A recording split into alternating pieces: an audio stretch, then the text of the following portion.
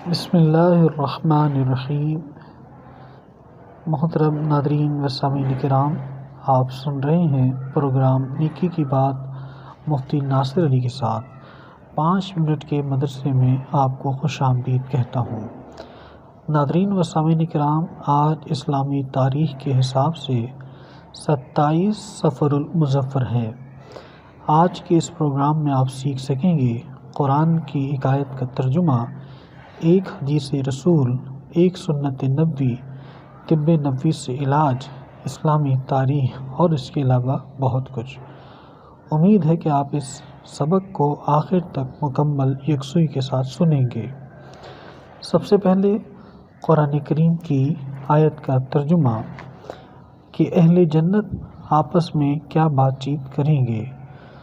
سورہ طور میں اللہ تعالیٰ نے ارشاد فرمایا آیت نمبر 24 میں کہ جنت میں خدمت کے لیے ان کے پاس ایسے لڑکے آتے جاتے رہیں گے جو ان کی خدمت کے لیے خاص ہوں گے اور حسن و جمال میں ایسے ہوں گے گویا حفاظت سے رکھے ہوئے موتی ہیں۔ آج کا ہمارا دوسرا مضمون ہے حدیث رسول کے بارے میں۔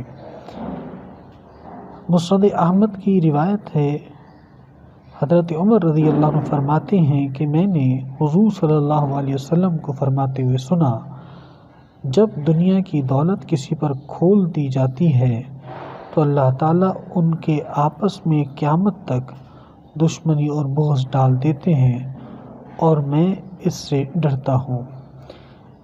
یعنی کہ جب کسی کے پاس خوب مال و دولت جمع ہو جاتا ہے تو لوگ حسد کرنے لگتے ہیں اور دشمنی پیدا ہو جاتی ہے۔ آج ہمارا تیسرا مضمون ہے طب نبوی سے علاج کے بارے میں۔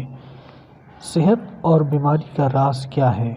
طبرانی اوسط میں حضرت ابو ہریرہ رضی اللہ عنہ سے نقل کیا گیا کہ رسول اللہ صلی اللہ علیہ وسلم نے فرمایا، معدہ بدن کا حوض ہے اور جسم کی ساری رگیں اسی معدے سے سیراب ہوتی ہیں، لہٰذا جن کا معدہ صحیح ہوتا ہے تو رگیں پورے جسم میں صحت کو منتقل کرتی ہیں، اور جب معدہ خراب ہوتا ہے تو رگیں بیماری کو منتقل کرتی ہیں۔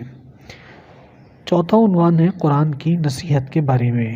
سورہ نساء میں اللہ تعالیٰ آیت نمبر 58 میں ارشاد فرماتے ہیں کہ جب تم لوگوں کے درمیان فیصلہ کرنے لگو تو عدل و انصاف کے ساتھ کیا کرو، بے شک اللہ تعالیٰ جس بات کی تم کو نصیحت کرتا ہے یقین جانو بہت ہی اچھی ہے۔ چھٹا مضمون ہے ایک گناہ کے بارے میں آگاہی کا کہ مسلمان بھائی سے بول چال بند کرنا کیسا ہے۔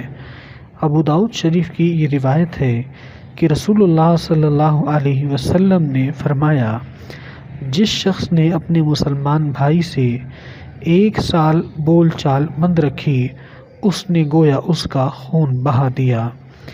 چھٹا ہمارا عنوان ہے ایک اہم عمل کی فضیلت کے بارے میں کہ اللہ کا ذکر کرنا کیسا ہے۔ ترمذی میں رسول اللہ صلی اللہ علیہ وسلم کی حدیث نقل کی گئی ہے کہ رسول اللہ صلی اللہ علیہ وسلم سے پوچھا گیا کہ بندوں میں سب سے افضل اور قیامت کے دن اللہ کے نزدیک سب سے بہتر کون ہے؟ آپ صلی اللہ علیہ وسلم نے فرمایا، جو مرد اور عورت کثرت سے اللہ کا ذکر کرنے والے ہیں۔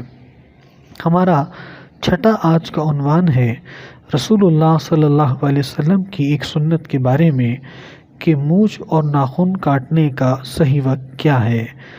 یہ طبرانی اوسط کی روایت ہے۔ حضرت ابو ہریرہ رضی اللہ عنہ بیان کرتے ہیں کہ رسول اللہ صلی اللہ علیہ وسلم جمعے کی نماز سے پہلے لب یعنی مونچھ تراشتے اور ناخن کاٹتے تھے۔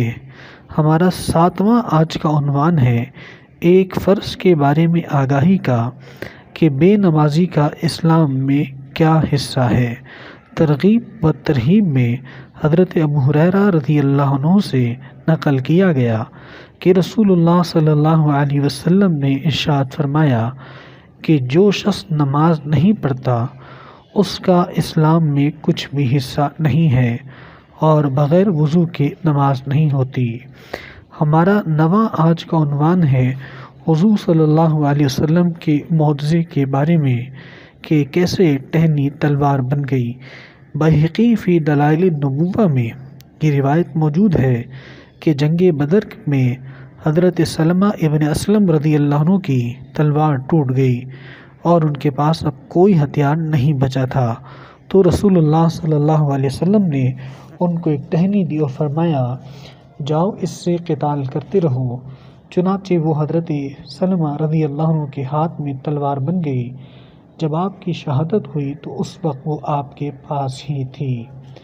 آج کا ہمارا آخری عنوان ہے اسلامی تاریخ میں حضرت سلیمان علیہ السلام اور ملکہ بلقیس کے بارے میں۔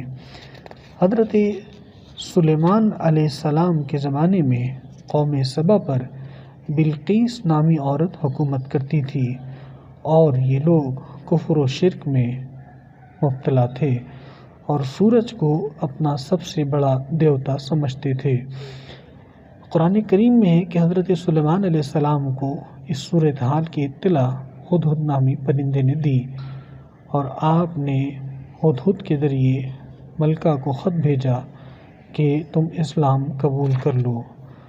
ملکہ سبا نے حضرت سلیمان علیہ السلام کی شان و شوکت کا حال سن رکھا تھا۔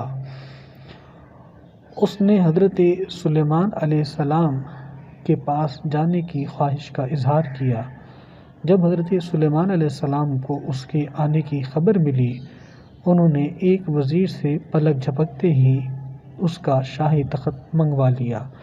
جب وہ ملکہ دربار میں پہنچی، حضرت سلیمان نے پوچھا کیا تمہارا تخت ایسا ہی ہے؟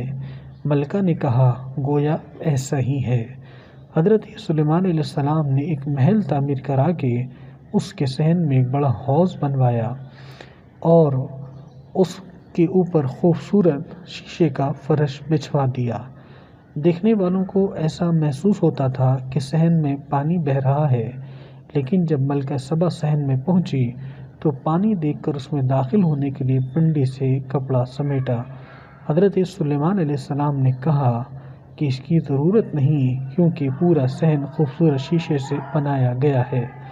حضرت سلیمان علیہ السلام کو ایسی بے مثال چیزیں عطا کرنے والی ایک ہی ہستی ہے جو پوری کائنات کی مالک ہے۔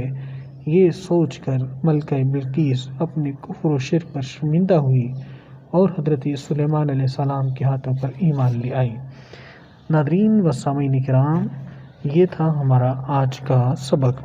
امید ہے کہ آپ اس سبق کو سمجھ گئے ہوں گے اور آپ کوشش کریں نیکی کی اس دعوت کو آگے بڑھانے میں ہمارا ساتھ دیں اور اس کو آگے شیئر کریں۔